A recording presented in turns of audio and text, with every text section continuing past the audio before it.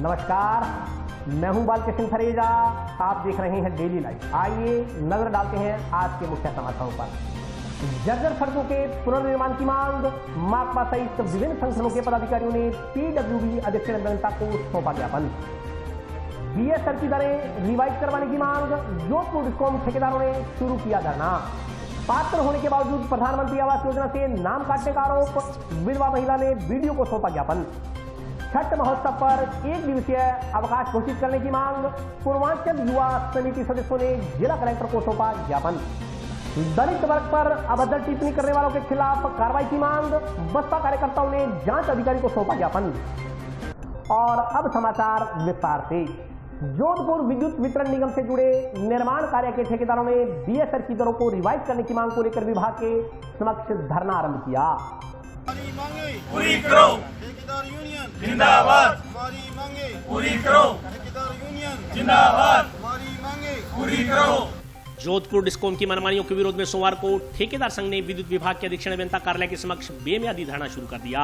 इस दौरान ठेकेदारों ने जोधपुर डिस्कॉम की मनमानियों के खिलाफ जमकर नारेबाजी की। संघ सदस्यों ने आरोप लगाया कि जोधपुर डिस्कॉम की मनमानियां दिन प्रतिदिन बढ़ती जा रही हैं। एक तरफ विद्युत दरों में बढ़ोतरी की जा रही है, जिसका विरोध पूरे राजस्थान में चल रहा है, वहीं दूसरी तरफ ठेकेदारों की ओर से किए गए कार्य के रेट जो बीएसआर के तहत 2014 में तय किए गए थे, उसको बढ़ाने की बजाय 8% कम कर दिया गया है। इससे ठेकेदारों में रोष व्याप्त है। उन्होंने कहा कि इस बढ़ती महंगाई में बीएसआर 2014 की दरों पर कार्य करना वर्तमान में बेहद मुश्किल काम है। ऊपर से 8% की कटौती का निर्णय लेकर ठेकेदारों के हितों के साथ अन्याय किया जा रहा है। उन्होंने कहा कि पिछले कई दिनों से पूरे जोधपुर डिस्कॉम में ठेकेदारों की हड़ताल चल रही है। गत दिनों बेमियादी धरना शुरू करने के संदर्भ में जिला कलेक्टर व विभाग के अधीक्षण अभियंता कार्यालय में ज्ञापन सौंपे गए थे, लेकिन उनकी मांगों पर कोई गौर नहीं किया गया। मजबूरन ठेकेदारों को बेमियादी हड़ताल पर जाना पड़ा। उन्होंने कहा कि जब तक बीएसआर की दरों में कमी करने का निर्णय वापस नहीं लिया जाता, तब तक बेमियादी आंदोलन जारी रहेगा। सोमवार को राजपाल गोदारा, सुमित गर्ग, प्रवीण गोदारा, संदीप जिंदल, प्रगट सिंह, चैन सिंह, अजय रेवाड़,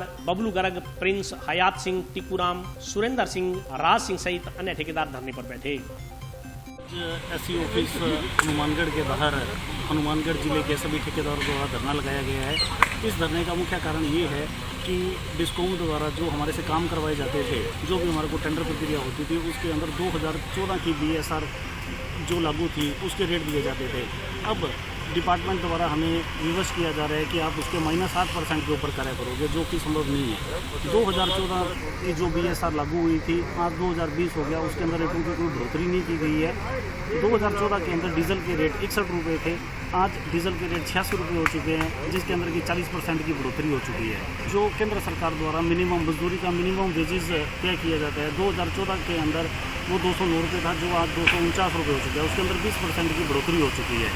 ऐसे में डिस्कॉम को हमारे रेट बढ़ाने चाहिए। हमारी मांग ये है कि हमारे 20 से 25% रेट बढ़ाए जाएं, क्योंकि हमारे खर्चे बहुत हैं और डिस्कॉम उसके विपरीत -8% के ऊपर हमारे से काम करवाने के लिए वादे कर रहे हैं। तो इसलिए हमारे द्वारा इसका धरना लगाया गया है। अगर हमारी मांगें नहीं मानी गई तो यही धरना इसी क्रम के अंदर आगे जोधपुर मुख्य कार्यालय के बाहर लगाया जाएगा। शहर की जर्जर सड़कों के पुनर्निर्माण की मांग को लेकर माकपा सहित विभिन्न संगठनों के पदाधिकारियों ने पीडब्ल्यूडी अधीक्षण अभियंता को ज्ञापन सौंपा।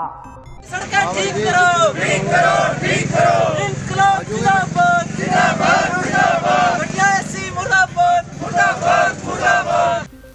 शहर की सड़कों की बिगड़ी हालत सुधारने की मांग को लेकर मार्क्सवादी कम्युनिस्ट पार्टी तथा शहर की अन्य संस्थाओं ने सोमवार को सार्वजनिक निर्माण विभाग कार्यालय के समक्ष धरना दिया।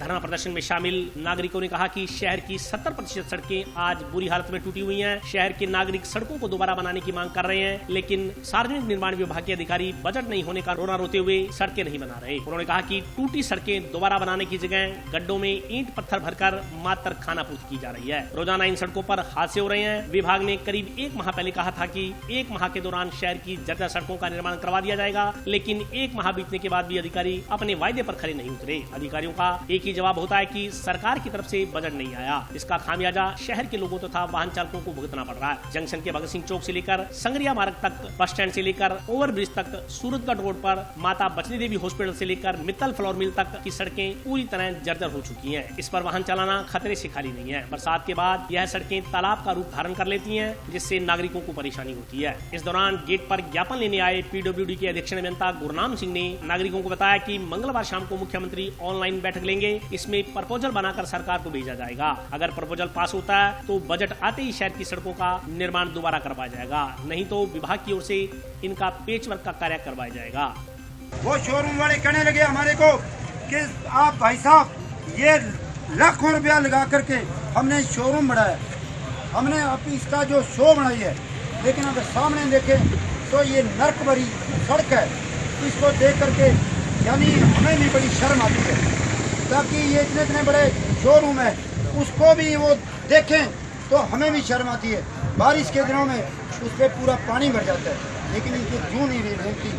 ਅੱਜ ਹਨੂੰਮਾਨਗੜ੍ਹ ਜ਼ਿਲ੍ਹੇ ਦੀਆਂ ਸਾਰੀਆਂ ਸੜਕਾਂ ਜੋ ਟੁੱਟੀਆਂ ਉਹਨਾਂ ਨੂੰ ਲੈ ਕੇ ਅਸੀਂ ਪ੍ਰਦਰਸ਼ਨ ਕੀਤਾ। ਪੀਡਬਲਯੂਡੀ ਵਿਭਾਗ ਦੇ ਅੱਗੇ ਧਰਨਾ ਦੇ ਰੱਖਿਆ ਔਰ ਇਹ ਸੁਣਾਈ ਨਹੀਂ ਕਰੀ ਜਾਂਦੇ। ਪਹਿਲਾਂ 6 ਤਰੀਕ ਨੂੰ ਅਸੀਂ ਗਿਆਪਨ ਦੇ ਕੇ ਗਏ ਸੀਗੇ, ਇੱਥੇ ਸਾਰੀ ਪਾਰਟੀ ਵਾਲੇ ਇਕੱਠੇ ਹੋ ਕੇ ਇਹਨਾਂ ਨੇ 10 ਤਰੀਕ ਦਾ ਸਾਨੂੰ ਟਾਈਮ ਦਿੱਤਾ। 10 ਤਰੀਕ ਤੋਂ ਹੁਣ 1.5 ਮਹੀਨਾ ਹੋ ਗਿਆ, ਅਜੇ ਤੱਕ ਕੋਈ ਸੁਣਵਾਈ ਨਹੀਂ ਹੋਈ।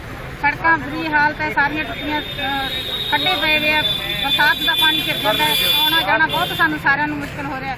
ਪੂਰਾ ਸਾਰਾ ਸ਼ਹਿਰ ਨਰਕ ਬਣਾ ਰੱਖਾ ਹੈ। ਪਰ ਇਹ ਅੱਜ ਅਸੀਂ ਕੀਤਾ ਹੈਗਾ ਜੋ ਪ੍ਰਦਰਸ਼ਨ ਕੀਤਾ ਹੈ, ਤਾਂ ਅੱਗੇ ਵੀ ਅਸੀਂ ਮਹਿਲਾ ਸਮਿਤੀ ਵਾਲੇ ਪਾਰਟੀ ਵਾਲੇ ਰਲ ਕੇ ਅੱਗੇ ਹੋਰ ਸੰਘਰਸ਼ ਕਰਾਂਗੇ। ਅੱਗੇ ਪ੍ਰਦਰਸ਼ਨ ਕਰਾਂਗੇ, ਅਸੀਂ ਫਿਰ ਸੰਘਰਸ਼ ਕਰਾਂਗੇ, ਧਰਨਾ ਵੀ ਲਾਵਾਂਗੇ। ਸਾਨੂੰ ਜੋ ਹੋ ਸਕੂਗਾ ਵਹੀ ਕਰਾਂਗੇ। ਪਰ ਸੜਕਾਂ हमारे सारे शहर की सारियाँ बढ़नी चाहिए। शहर की जो मुख्य सड़कें हैं सारी टूटी पड़ी हैं, उसकी हालात इतनी जर्जर हो चुकी है कि उस पर चलना ही मुश्किल हो रहा है। पैदल आदमी नहीं चल सकता तो व्हीकल लेके क्या चलेगा। आज ये स्थिति होने से बहुत से लोगों के पीठ में दर्द होने लग गया। बहुत तरीके की, किसी के सर्वाइकल पेन है, किसी के किसी तरीका का, ये बीमारियां बढ़ती जा रही हैं। विभाग इसको 2 साल से बनाने के लिए लटका रखा है। इन्होंने क्या किया, ये जो जितना भी बजट डिमांड करी वो सारे डिस्ट्रिक्ट के इकट्ठी प्रपोजल बना के भेज दिया। अब सरकार के सामने तो वो 300 करोड़ का फिगर इकट्ठा हो गया, तो हमारे 3 करोड़ ये रोल गए उसमें।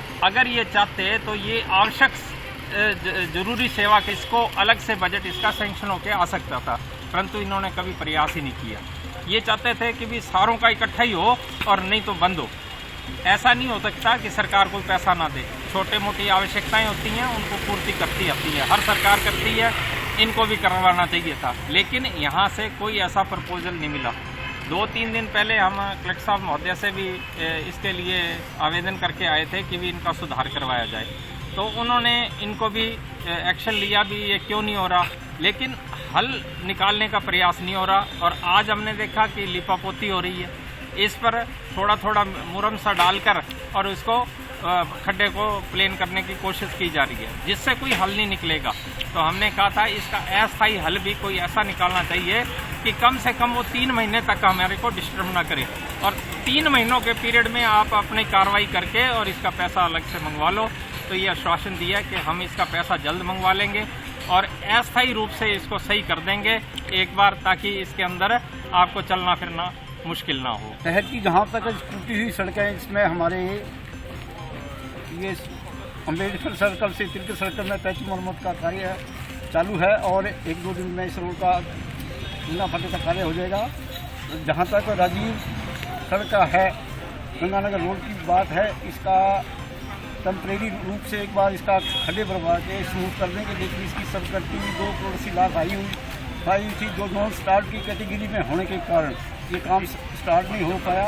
ये राज्य सरकार के विचाराधीन है, जैसे इसका बजट प्रावधान मिलेगा उसके करा देंगे। लेकिन जो बड़े बड़े खड्डे हैं जो हमने कंकर से शुरू करा दिए हैं और हम एक हफ्ते इसको कंकर से भरा के लोगों के आवागमन के लिए सुविधा देने को बना देंगे। जहाँ तक रोड सूचना रोड खींची तो गया, इसका टेंडर पहले किया था, ठेकेदार भाग गया, उसको 2 पंक्ति लगा दी और इसका कल टेंडर खुलेगा, जल्दी ही कार्यादेश देके इसको भी कार्य शुरू करेंगे। एक विधवा महिला ने पात्र होने के बावजूद प्रधानमंत्री आवास योजना से रंजिशवश नाम काटने का आरोप लगाते हुए पंचायत समिति बीडीओ को ज्ञापन सौंपा।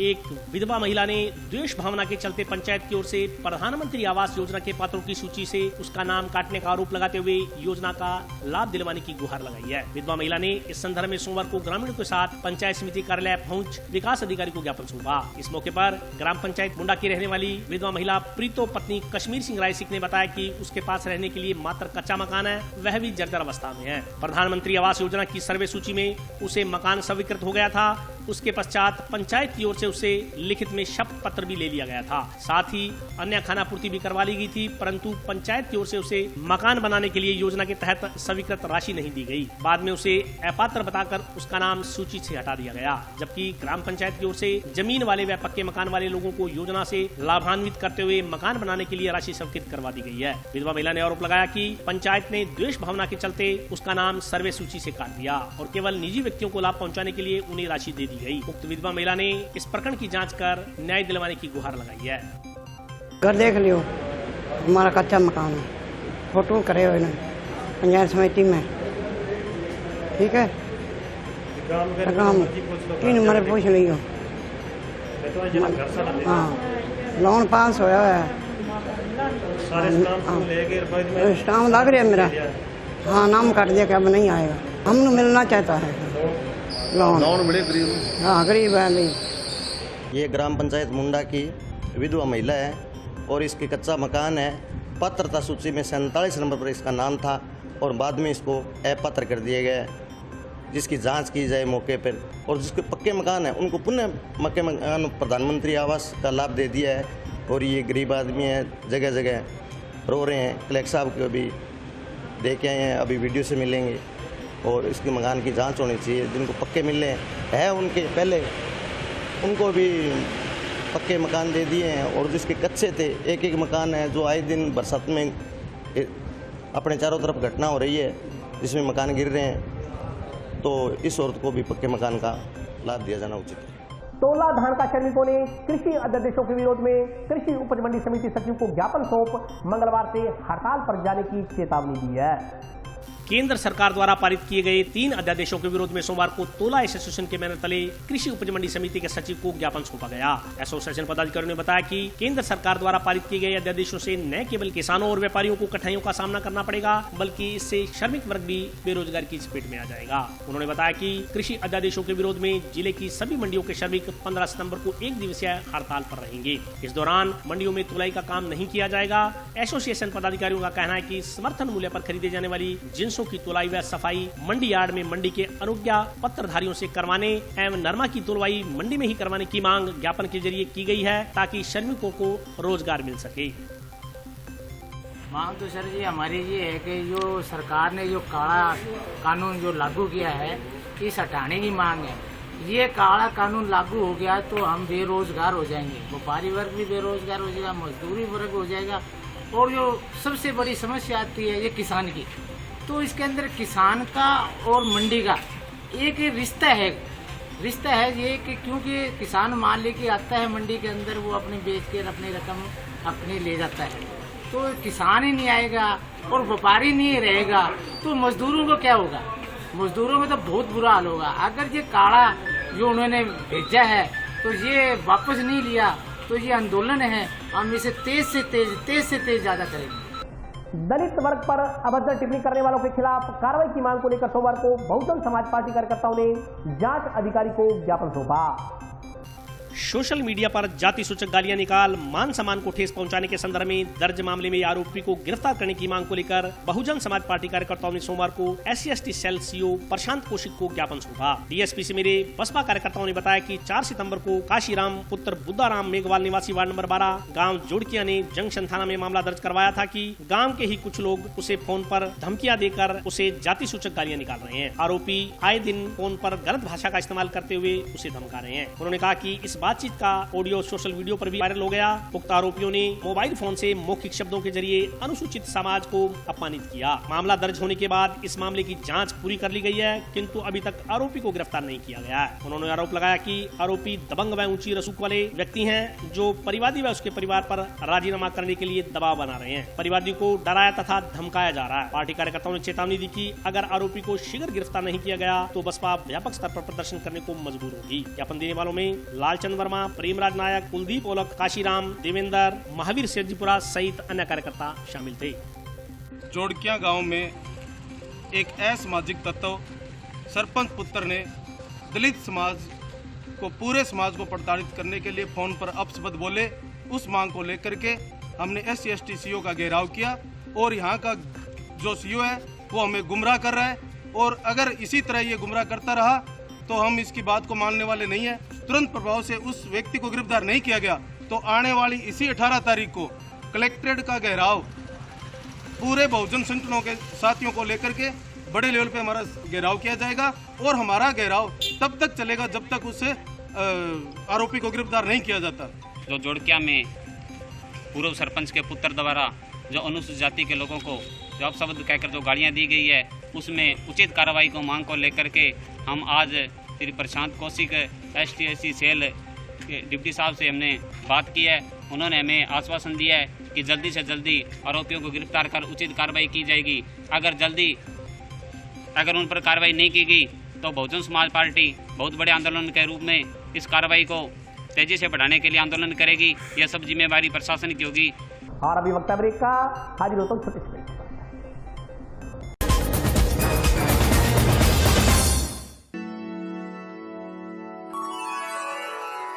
यूं तो कई बार मुझे हंसते देखा है,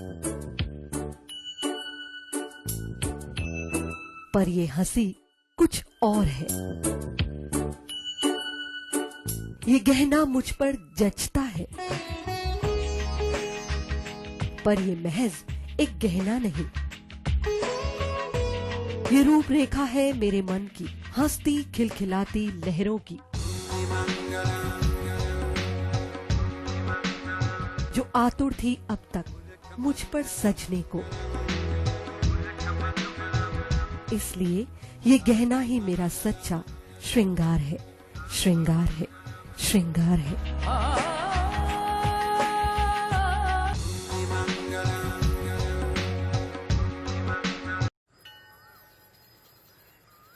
अरे बबलू, लॉकडाउन खुलते ही टहलने निकल पड़े। महामारी अभी फैली हुई है। सरपंच जी टहलने नहीं, काम पे वापस जा रहे हैं। तुझे डर नहीं लगता वायरस पकड़ लेगा? पहले थोड़ा बहुत डर लगता था, फिर पता चला कि अगर मैंने पूरी सावधानी बरती तो ये बीमारी होने की संभावना कम है। सबसे महत्वपूर्ण है ये मास्क। काम पर मास्क हमेशा पहनूंगा, समय समय पर हाथ धोता रहूंगा और दूसरों से हर वक्त कम से कम 2 गज की दूरी बनाए रखूंगा। खुद को, दूसरों को और अपने परिवार वालों को भी सुरक्षित रखूंगा। अरे भाई, मेरी जिम्मेदारी बनती है तुझे चेतावनी देना, तो दे दिया। जब देश के मेडिकल और स्वच्छता कर्मचारी रोज कोरोना वायरस से लड़ने का काम कर रहे हैं तो हमारी भी तो जिम्मेदारी बनती है अपना काम करने की। बबलू, तुझे कुछ हो गया तो? हजारों लोग इस बीमारी को हराकर ठीक हो चुके हैं और अगर किसी कारण मुझे ये बीमारी हो भी जाए तो सरकार ने अस्पताल में हमारे इलाज के लिए पर्याप्त व्यवस्था कर रखी है। ये घबराने का वक्त नहीं, एक दूसरे का हौसला बढ़ाने का वक्त है। अरे ऐसे क्या देख रहा है? तू काम पे जाएगा, मैं नहीं जाऊंगा, नाक नहीं कट जाएगी मेरी। चलो मास्क। हाँ, मास्क। अरे नाक तो ढक लो। हाँ। कोरोना वायरस से हमें लड़ाई जारी रखनी पड़ेगी और उससे डर कर नहीं, पूरी सावधानी के साथ डट कर चलिए। रुकी जिंदगी को आगे बढ़ाएं, देश को आत्मनिर्भर बनाएं। जय हिंद।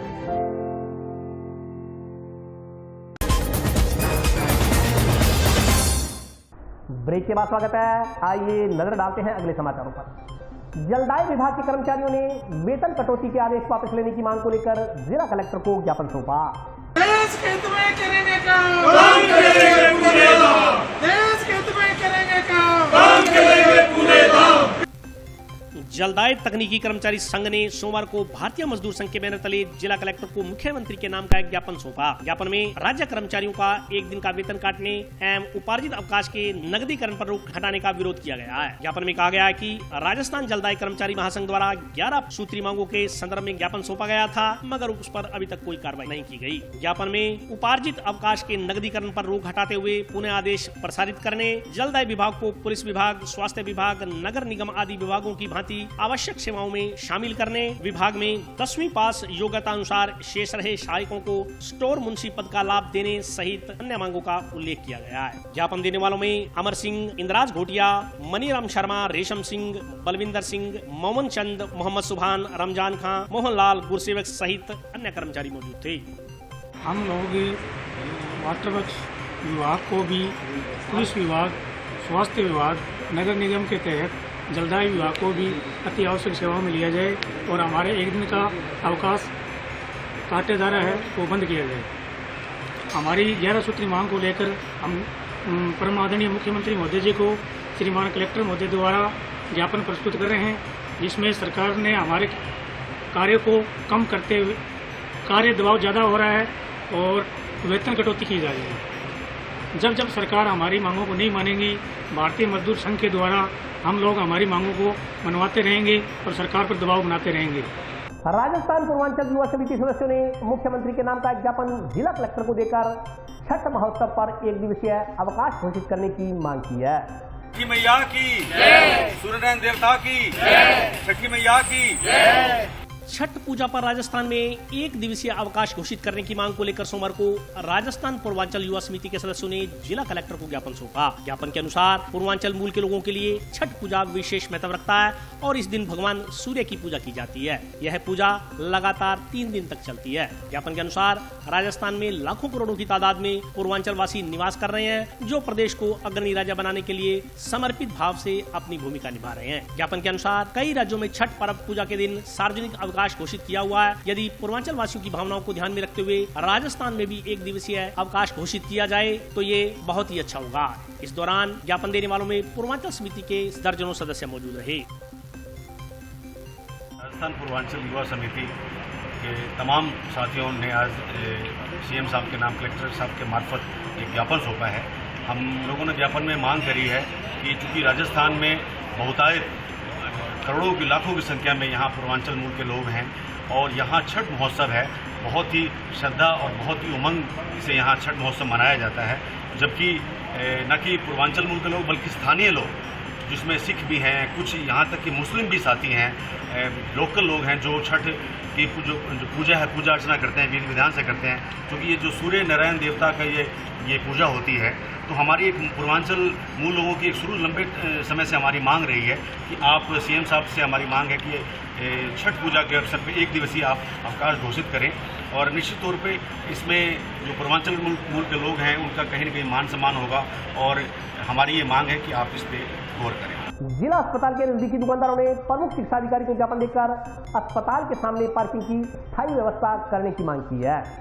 टाउन स्थित महात्मा गांधी राजकीय जिला चिकित्सालय के नजदीक दुकानदारों ने सोमवार को प्रमुख चिकित्सा अधिकारी को ज्ञापन सौंप विभिन्न समस्याओं के निराकरण की मांग की है। स्थानीय दुकानदारों का कहना है कि जिला मुख्यालय होने के बावजूद जिला अस्पताल के बाहर पार्किंग को लेकर कोई माकूल इंतजाम नहीं है। इसके अलावा जिला अस्पताल के बाहर बनी सड़क के बीच लगे विद्युत पोल्स के कारण आवागमन में लोगों को काफी कठिनाइयों का सामना करना पड़ रहा है। दुकानदारों ने बताया कि पूर्व में कई बार इस संदर्भ में लिखित और मौखिक रूप से संबंधित विभाग के अधिकारियों को अवगत करवाया जा चुका है, लेकिन अभी तक इन समस्याओं का कोई समाधान नहीं किया गया। अस्पताल में आने वाले मरीजों के परिजन अपने साधन बेतरतीब यहाँ वहाँ खड़े कर देते हैं, जिससे रास्ता बाधित होता है और इमरजेंसी में कहीं आने जाने में दिक्कत होती है। दुकानदारों का कहना है कि जिला अस्पताल के बाहर अव्यवस्थाओं के चलते एम्बुलेंस चालकों को भी मरीजों को लाने में भारी दिक्कतों का सामना करना पड़ रहा है। सड़क के बीच लगे विद्युत पोल्स के कारण 2 तरफा रास्ता वन वे बन गया है, जिसके चलते पोल्स के एक तरफ दुपहिया वाहनों का जमावड़ा लगा रहता है। स्थानीय दुकानदारों ने प्रमुख चिकित्सा अधिकारी को ज्ञापन सौंप उक्त समस्याओं के समाधान के लिए संबंधित विभाग को पत्र प्रेषित करने की मांग की है। ज्ञापन देने वालों में